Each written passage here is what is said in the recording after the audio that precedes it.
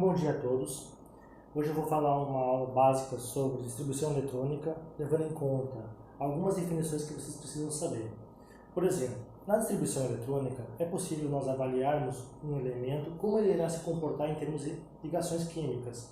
Se ele vai compartilhar elétrons, se ele pode perder elétrons, quantos elétrons ele pode perder, quais são os tipos de ligações que ele pode fazer, quais são os tipos de orbitais que ele pode envolver para hibridizar. Então nós vamos fazer uma ideia geral sobre distribuição eletrônica, lembrando de alguns conceitos básicos.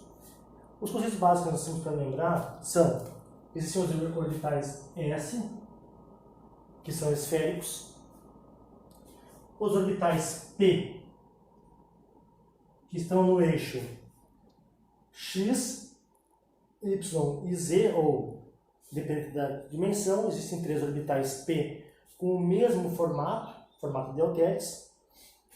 Existem 3 orbitais D com esse formato, DX, Y, que ele se encontra entre os eixos X e Y. O DXZ, que ele se encontra entre os eixos Z e X, ele está entre os orbitais, entre os eixos, desculpe.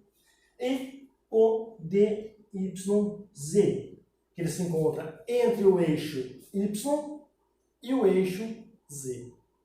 E também existem 2 orbitais D um pouco diferentes. dx ao quadrado menos y ao quadrado, onde a nuvem eletrônica dos orbitais encontra-se em cima do eixo Y e do eixo X, e o dz ao quadrado, que ele se encontra em cima do eixo Z.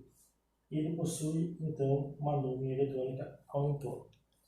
Esses 3 orbitais, aqui descritos, sem contar o F, que também está disponível na internet, eu não vou mostrar os F, existe uma diferença básica entre eles. O orbital S, por ser esférico, a distribuição eletrônica da nuvem eletrônica nele é homogênea, então a distância entre o núcleo e a camada eletrônica, a nuvem eletrônica, ela está homogeneamente distribuída. À medida que eu vou me distanciando do núcleo, vai existir um local onde o elétron é perdido. E essa distância ela vai depender do tipo de átomo e do número de prótons que existem no núcleo, ou seja, existe um raio aqui, uma distância, e uma distância onde o elétron é perdido, então uma distância de ionização. Nesse ponto tem então um nó radial, tá? Que é a probabilidade do elétron estar no átomo já tende a zero, já é zero. Então, à medida que ele vai se distanciando do núcleo, a tendência vai chegar a um ponto que o elétron é perdido pelo átomo. No orbital P, os elétrons estão homogeneamente distribuídos nos 2 lobos do orbital P. À medida que ele passa pelo núcleo, ele passa com uma alta velocidade. Então a probabilidade do elétron estar no núcleo é quase zero, mas não é zero, porque a nuvem eletrônica ela passa de um lobo para o outro, passando pelo núcleo. E esse momento acontece um momento magnético. O que significa isso? Uma polarização do orbital. Por quê? O elétron vai ficar com um certo tempo no lobo superior, passa rapidamente e fica no lobo inferior. Então, momentaneamente, eu vou ter polos negativos e positivos. E esse orbital ele é magnetizado. Então, ele é polarizado. No D, acontecem 2 polarizações, uma vez que ele passa 2 vezes de um lobo para o outro, acabando, então, sendo que o orbital D ele tem 2 polarizações. Tá? Então, em termos de energia, o orbital S é menos energético que o P e o P é menos energético do que o D. Isso é um conceito extremamente importante para a aula de hoje. Outro conceito importante para a aula de hoje envolve ligações químicas. Existem 3 tipos de ligações primordiais. A ligação covalente, onde eu tenho dois elementos, o elemento que eu vou chamar de A e o elemento B, o qual eles compartilham um elétron de cada orbital, formando uma ligação química.